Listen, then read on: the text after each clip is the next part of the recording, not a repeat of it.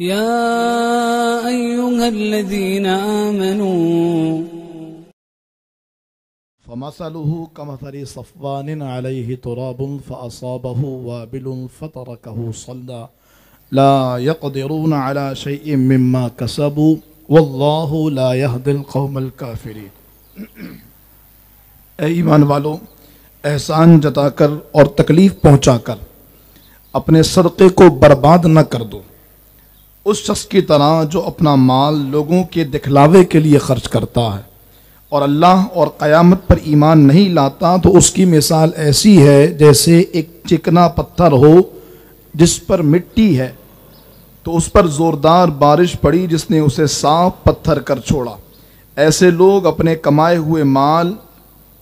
اور اپنے کمائے ہوئے اعمال سے کسی چیز پر قدرت نہ پائیں گے اور اللہ کافروں کو ہدایت نہیں دیتا۔ اس آیت کریمہ میں اللہ کی راہ میں خرچ کرنے والوں کو اللہ نے تنبیہ کی ہے۔ گزشتہ دروس میں میں نے آپ کے سامنے اللہ کی راہ میں خرچ کرنے کے متعلق کچھ باتیں عرض کی تھیں کہ اللہ کی راہ میں خرچ کرنے سے مراد کیا ہے، کن چیزوں کو خرچ کرنا، تو اس سے مراد ہر وہ عمل جو اللہ تعالیٰ نے آپ کو دیا ہے، ہر وہ نعمت جو اللہ نے آپ کو دی ہے، ہر وہ اللہ کا فضل جو آپ کو ملا ہے، اسے اللہ کی راہ میں خرچ کرنا اللہ اس کا تقاضا کرتا۔ میں نے کل آپ کے سامنے ایک بات کہی تھی شفاعت کے متعلق کہ اللہ تعالیٰ کی بارگاہ میں علماء، انبیاء، صلحاء، حفاظ، حجاج شفاعت کریں گے، اور علماء کے بارے میں تو یہاں تک کہا جائے گا کہ تم جسے کہو گے اسے ہم جنت میں بھیج دیں گے۔ لیکن یہ ایک رخ ہے، تصویر کا دوسرا رخ یہ بھی ہے کہ کل قیامت میں 3 افراد اللہ کی بارگاہ میں پیش کیے جائیں گے۔ اللہ رب العالمین ایک شخص سے پوچھے گا کہ میں نے تجھے یہ نعمتیں یہ نعمتیں یہ نعمتیں یہ نعمتیں دیں، تو نے اس کے شکرانے میں کیا کیا؟ وہ عرض کرے گا پروردگار میں نے تیرا دین سیکھا، میں دین کا عالم بنا، میں نے لوگوں کو خوب دین پہنچایا، دین سکھایا، دین پڑھایا، دین بتایا۔ یا اللہ یہ سارے کام میرے ہیں، یہ نمازی میرے ہیں، یہ عبادت گزار میرے ہیں، میں نے ان کو سمجھایا تو یہ نیک بنے، عابد و زاہد بنے۔ اللہ رب العالمین فرمائے گا تو نے یہ کام اس لیے تو نہیں کیا کہ لوگ میری طرف آئیں، نیک بنے، اعمال صالحہ کے عادی بنے، تو نے یہ کام تو اس لیے کیا لوگ تجھے عالم کہیں، تو لوگ تجھے نیک کہیں، متقی و پرہیزگار کہیں، تو جا جن کے لیے عمل کرتا تھا انہی سے بدلہ لے، اور فرشتوں کو حکم ہوگا کہ ناک کے بل گھسیٹ کے جہنم میں پھینک دو۔ یہی معاملہ قاری کے ساتھ ہوگا، یہی معاملہ شہید کے ساتھ ہوگا۔ اب غور طرف معاملہ یہ ہے کہ جب عالم دین، کتنا بڑا سانحہ تھا یہ کہ کسی عالم کا چلا جانا۔ میں اس کو اور آسان کر کے آپ کو سمجھاؤں، یہ ایسے ہی ہے کہ جیسے کہ آرمی کا کوئی بندہ اللہ نہ کرے اگر چلا جائے یا مار دیا جائے، آپ دیکھتے ہیں آرمی کتنی زیادہ حرکت میں آتی ہے، کیونکہ اس کا کہنا یہ ہے کہ اس بندے پر انویسٹمنٹ اتنی زیادہ کی ہوئی ہے، اس پہ محنت اتنی ہے، اس کی ٹریننگ ہے، پیسے ہیں، مال ہے، سب کچھ کیا، ایک بندہ تیار ہوا اس کو مار دیا گا۔ بالکل ایسے ہی اللہ کا دین سیکھنا کوئی آسان کام نہیں، یہ راتوں کی محنت، برسوں کی مشقت، تندہی، دل و دماغ کا لگانا، اپنے سارے معمولات زندگی کو ترک کر کے دین حاصل کرنا۔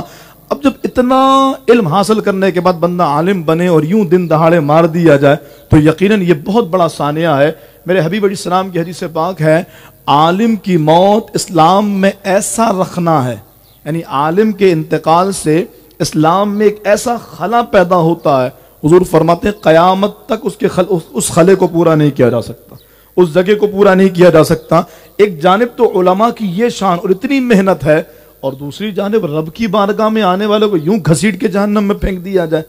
کیا بات ہے۔ اللہ فرماتا لا تبطلوا صدقاتکم بالمن والاذى، اپنے اعمال کو ریاکاری کے ذریعے برباد نہ کرو، اپنے اعمال کو دکھلاوے کے ذریعے برباد نہ کرو۔ تو جہاں اس ریاکاری کی وجہ کر ایک عالم جہنم میں ڈال دیا جائے، ایک قاری جہنم میں پھینک دیا جائے، اللہ کی راہ میں اپنا خون بہانے والا ایک شہید جہنم میں پھینک دیا جائے، ہما اور شما کی کیا اوقات ہے۔ ہمارے ہاں تو سلسلہ یہ ہے کہ غریبوں کی مدد کرنے کا جذبہ ویسے ہی کم ہے۔ کل میں نے گفتگو کی حج اور عمرہ کے حوالے سے کہ جس نے 10 حج کیے ہیں وہ 11واں بھی کرنے جا رہا ہے، اس کے پڑوس میں لوگ بھوکے ہیں، اس کا ہو رہے ہیں، کیا ان پیسوں کو اگر ہم اپنے پڑوسی کو دے دیں تو ثواب نہیں ملے گا؟ اگر ہم کسی غریب کی مدد کر دیں جو قرضوں میں ڈوب کر خودکشی کرنے جا رہا ہے، وہ جس کے گھر میں کھانے کو نہیں، وہ جس کے ہاں رمضان کے مہینے میں بھی سحر و افطار کا اہتمام اور انتظام نہیں، وہ جس کے لیے 2 وقت کی روٹی خریدنا مشکل ہو گیا ہے۔ پہلے بھکاری ملتے تھے، اب ان کو کچھ پیسے دینا تو وہ منع کر دے۔ میں پیشہ ور بھکاریوں کی بات نہیں کر رہا اور نہ ہی میں ان کو دینے کی بات کر رہا ہوں، لیکن وہ عام حالات میں جو لوگ پریشان ہوتے ہیں، اگر آپ ان کو 10-20 روپے دے تو انکار کر دیتے تھے، اور اب سیدھا کوئی غریب ملتا ہے وہ کہتا ہے یار مجھے کچھ بھی نہ دو، روٹیاں دلا دو، صرف مجھے 2 روٹیاں تندور سے جا کر کے دلا دو۔ اس طرح کے فاقے اور غربت کی حالت میں جو بندہ کئی حج کرنے کے بعد بھی حج کرنے جا رہا ہے، کیا کہا جائے کہ اس کا جو اللہ کی بارگاہ سے تعلق ہے اور جو اللہ کی بارگاہ کا تقدر جس سینے میں نہیں ہے، پھر وہ صلاح الدین ایوبی کی بات کیسے کرے گا؟ امت کا در جس کے سینے میں نہیں ہے، وہ حضور سے محبت کی بات وہ کہے گا کہ میں حضور کی محبت میں تڑپ رہا ہوں، تنم فرسودہ جاں پارا ز ہجرا یا رسول اللہ، حضور کے غم میں تمہارا جگر پارا پارا ہو گیا۔ اور وہ محبوب جو امتی کے پیر میں کانٹا چبھنے پر بھی درد محسوس کرے، اس محبوب کا غلام بھوک سے بلک رہا ہے، تمہارے قلب پر اثر تک نہ ہوا، ماتھے پہ شکن تک نہ آیا۔ یہ رمضان کے مہینے میں اس لیے چلے گئے کہ لوگ آئیں گے اور سوال کریں گے اور لوگ کہیں گے یار پیسے دو کو، فلاں مجبوری ہے۔ قرآن نے اعلان کر دیا لا تبطلوا صدقاتکم بالمن والاذی۔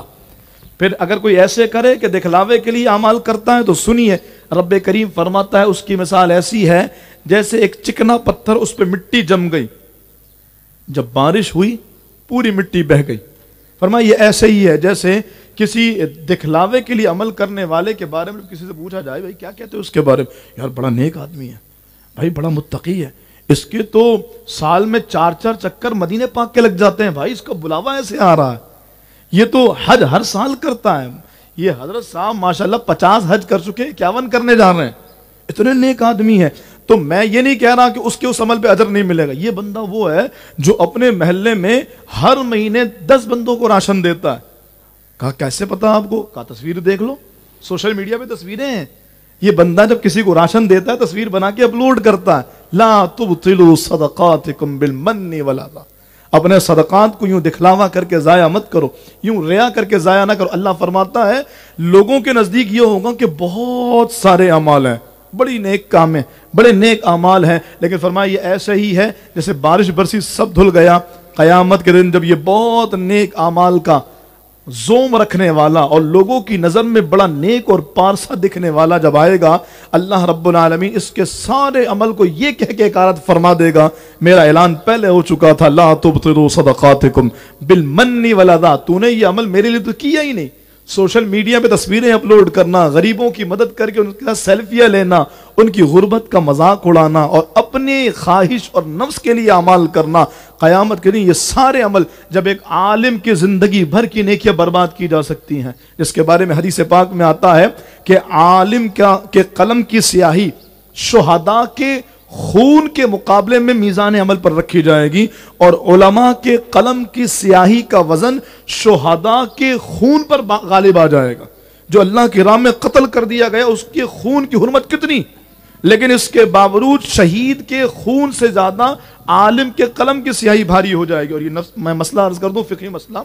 کہ بدن سے نکلنے والا خون ناپاک ہوتا ہے، لیکن شہید کے بدن سے نکلنے والا جو خون ہے جب تک وہ شہید کے بدن پر ہے پاک ہے، جب تک کپڑے پر ہے بدن پر ہے پاک ہے۔ ہاں ہمارے ہاتھ میں لگ گیا تو ناپاک ہو گیا، لیکن جب تک وہ شہید کے بدن پر ہے پاک ہے۔ میں حرمت بتا رہا ہوں، اس شہید کے خون کی حرمت اتنی ہے، لیکن پھر بھی علماء کے قلم کی سیاہی کا وزن اس شہید کے خون پر غالب آ جائے گا، لیکن اس کے باوجود اس عالم کو بھی گھسیٹ کے جہنم میں ڈال دیا جائے گا۔ تو پھر وہ ریا کے لیے عمل کرنے والے کس کھاتے میں؟ اس لیے خدا را عمل کیجیے، رب کے لیے کیجیے، اللہ کو منانے کے لیے کیجیے۔ حرمین جا رہے ہیں، پڑوسی کی مدد کر رہے ہیں، کسی گھر ادارے غریب کی مدد کر رہے ہیں، کچھ بھی اچھا کام کر رہے ہیں، اللہ کی رضا کو ملحوظ رکھیے، اللہ پاک اس کی برکتیں عطا فرمائے گا۔ آج کا دن جس ہستی سے منسوب ہے وہ میری اور آپ کی عظیم، اور یوں کہہ لیجئے کہ کائنات کی عظیم ہستی، کہ جن کی محبت ایمان کا مدار ہے، جن سرکار اعلیٰ حضرت فتح رضوی شریف میں لکھتے ہیں کہ شہزادی کونین کا نام فاطمہ ہے ہی اسی لیے کہ جس نے فاطمہ سے محبت کی اللہ نے اس کو جہنم سے نجات دے دی۔ آج الحمدللہ حضور ماں شہزادی کونین جناب سیدہ فاطمہ الزہرا رضی اللہ تعالی عنہ کا یوم عرس ہے۔ ان کی بارگاہ میں عقیدتوں کا خراج پیش کیجیے۔ کون شہزادی کونین جن کی دادی اور جن کی نانی کا ذکر تو میں نے کیا تھا، اور میں اب ان کی بہنوں کا اگر ذکر کروں، رسول خدا امام الانبیاء صلی اللہ علیہ وآلہ وسلم کی صاحبزادیوں کا، آپ کی شہزادیوں کا، میرے محبوب کی بیٹیوں کا ذکر کروں تو آج جس ہستی کا ہم ذکر کر رہے ہیں یہ حضور کی سب سے چھوٹی بیٹی ہیں۔ ان سے بڑی حضور کی 3 بیٹیاں مزید ہیں، جناب زینب کبریٰ رضی اللہ تعالی عنہا، جناب رقیہ رضی اللہ تعالی عنہا، جناب سیدہ ام کلثوم رضی اللہ تعالی عنہا، اور جناب شہزادی کونین فاطمہ الزہرا رضی اللہ تعالی عنہا۔ یہ ہمیں یاد ہونا چاہیے، یہ ہمارے لیے ایمان کا مدار ہے، تو اس بات کو ذہن میں رکھیے اور مجھے جواب دیجئے، پیارے آقا علیہ السلام کی کتنی بیٹیاں ہیں؟ آپ بولیں گے تو انشاءاللہ اس کا ثواب ملے گا، یہ نیکیاں برباد نہیں ہوں گی۔ یا کوئی کہا فجر میں صبح یہ کیا کر رہے ہیں، ہمیں بلوا رہے ہیں، میں نے کہا یہ تو لکھا رہا اللہ کی بارگاہ کہ ماں شہزادی کونین کا ذکر کرنے والے ان کا ذکر نہیں، ان کی بہنوں کا بھی ذکر کر رہے ہیں۔ ماں شہزادی کونین کی کتنی بہنیں ہیں؟ 4 بہنیں، بڑی کا نام زینب، ان سے چھوٹی کا نام رقیہ، ان سے چھوٹی کا نام ام کلثوم، اور ان سے چھوٹی کا نام فاطمہ الزہرا رضی اللہ تعالی عنہا۔ اور خوبصورت بات یہ ہے، یہ 4 شہزادیاں سرکار کی ہجرت مدینہ سے پہلے ہی 4 کی ولادت ہوتی ہے، اور ان 4 شہزادیوں میں سے 3 کا نکاح سرکار کی ہجرت سے پہلے ہی ہو چکا ہے۔ جناب زینب کا نکاح ابو العاص سے، جناب رقیہ کا نکاح عتبہ ابو لہب کے بیٹے سے،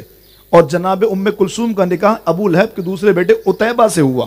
لیکن پھر اس نے جب تبت یدا نازل ہوئی تو اس کے دونوں بیٹوں نے جناب رقیہ اور جناب ام کلثوم کو طلاق دے دی، اور پھر ان دونوں شہزادیوں کا نکاح ہجرت مدینہ کے بعد سرکار نے پہلے جناب رقیہ کا نکاح جناب عثمان غنی سے کیا، جناب رقیہ کا وصال بدر کے دن ہوا تو سرکار نے ام کلثوم کا نکاح ان سے کیا، اور فرمایا اگر میری 40 بیٹیاں ہوتی تو میں یہ کے بعد دیگر ساری عثمان کے نکاح میں دیتا چلا جاتا۔ یہ جناب عثمان غنی کی شان بھی ہے اور آپ کا مقام بھی ہے۔ سرکار کی 4 شہزادیاں اور چھوٹی شہزادی کا نکاح جناب مولا کائنات مولا مشکل کشا علی مرتضیٰ رضی اللہ تعالیٰ عنہ سے ہوا۔ ان بزرگوں کی بارگاہ میں عقیدتوں کا خراج پیش کیجیے جنہوں نے اب تک یہ سارے ثواب نہیں کیے، یہاں سے گھر جاتے ہوئے 1 بار سورہ فاتحہ، 3 بار سورہ اخلاص، اب آخر درود پاک پڑھیں۔ پروردگار جو پڑھا قبول کر لے، ماں شہزادی کونین کو پیش کرتے ہیں قبول فرما۔ آپ دیکھیں گے اس کی برکتیں ہمارے گھروں پر بھی ہوں گی، ہمارے ماؤں بہنوں بیٹیوں کو بھی اس کی برکتیں ملیں گی، اور اللہ رب العالمین اس کا فیضان عطا فرمائے گا۔ وقت ہو گیا، لیکن ایک بات شہزادی کونین کے حوالے سے مجھے دیکھنے والی میرے گھروں کی خواتین بھی ہوتی ہیں، ان کی نصیحت کے لیے خوبصورت بات جو کل میرے مطالعے میں آئی، میں نے سوچا کہ آج آپ سے ذکر کروں۔ شہزادی کونین رضی اللہ تعالیٰ عنہ ایک مرتبہ اپنے شوہر نامدار مولا کائنات کے ساتھ بیٹھی ہیں، تو مولا نے پوچھا کہ فاطمہ بتاؤ کیا دل کر رہا ہے، کچھ کھانے کا دل کر رہا ہے؟ جناب فاطمہ الزہرا رضی اللہ تعالیٰ نے منع کر دیا، تو جناب مولا مرتضیٰ نے فرمایا نہیں فاطمہ مجھے لگتا ہے تمہارا کچھ دل کر رہا ہے، بتاؤ کیا دل کر رہا ہے؟ لیکن جناب فاطمہ الزہرا کہنے لگی مجھے بابا نے منع کیا ہے کہ شوہر سے فرمائش نہیں کرتے۔ اللہ اکبر، شوہر سے فرمائش نہیں کرتے، منع کیا ہے۔ کہا میرے بابا نے کہا تھا کہ بیٹی شوہر سے فرمائش کرو، اور اس کے پاس فرمائش پورے کرنے کی اس وقت وہ حیثیت نہ ہو یا وہ کر نہ سکے، تو کہا پھر وہ شوہر کا دل رنجیدہ ہوگا، اور ایک بیوی کو روا نہیں ہے کہ وہ اپنے شوہر کے دل کو رنجیدہ کرے، اپنے شوہر کو غمزدہ کرے، اپنے شوہر کو تکلیف مبتلا کرے۔ مولا مرتضیٰ نے مسکرا کر کہا فاطمہ لیکن آج میں اس بات کی سوچ کے ساتھ آیا ہوں کہ جو تم کہو گی وہ پورا کروں گا، تم بتاؤ کیا فرمائش ہے؟ تو بہت پوچھنے پر جناب ماں شہزادی کونین نے جناب مولا مرتضیٰ سے کہا علی میرا انار کھانے کو دل کر رہا ہے۔ تو پھر مولا مرتضیٰ نے جناب شہزادی کونین کو انار لا کر کی، جہاں پر یہ میری بہنوں کے لیے پیغام ہے، عید کے مہینے میں دوسروں کو دیکھ کے، آس پڑوس والوں کو دیکھ کر، وہ بیچارہ محدود آمدنی کے ساتھ گھر کے گزر اوقات کرنے والے کو پریشان کرنا، بھئی وہ فلاں بھی تو کرتا ہے، فلاں بھی تو کرتا ہے، فلاں بھی تو کرتا ہے، یہ بیچارہ یا تو حلال کمائے گا تو گزر اوقات نہیں کر پا رہا، یا پھر حرام کی طرف جائے گا تو پھر آپ کی وجہ کر حرام کا مرتکب ہوگا۔ شہزادی کونین کی زندگی بہترین نمونہ ہماری بہنوں کے لیے ہے، وہیں ہمارے مردوں کے لیے بھی جو شوہر ہیں ان کے لیے بھی بہترین راہ ہدایت ہے کہ مولا مرتضیٰ کا عمل دیکھیے، اپنی اہلیہ سے پوچھے بتاؤ کیا دل کر رہا ہے، بتاؤ آج کیا کھانا ہے۔ یقیناً اپنی بیوی سے دلجوئی کے لیے یہ پوچھنا، اس کے ساتھ محبت والا برتاؤ کرنا، یہ بھی ہمارے اکابرین کا طرز عمل ہے، یہ بھی ان کی سنت ہے۔ اللہ تعالی ہمیں اپنے بزرگوں کے طرز عمل کو اپنانے کی توفیق رفیق عطا فرمائے، آمین بجاہ النبی الامین وما علیہ۔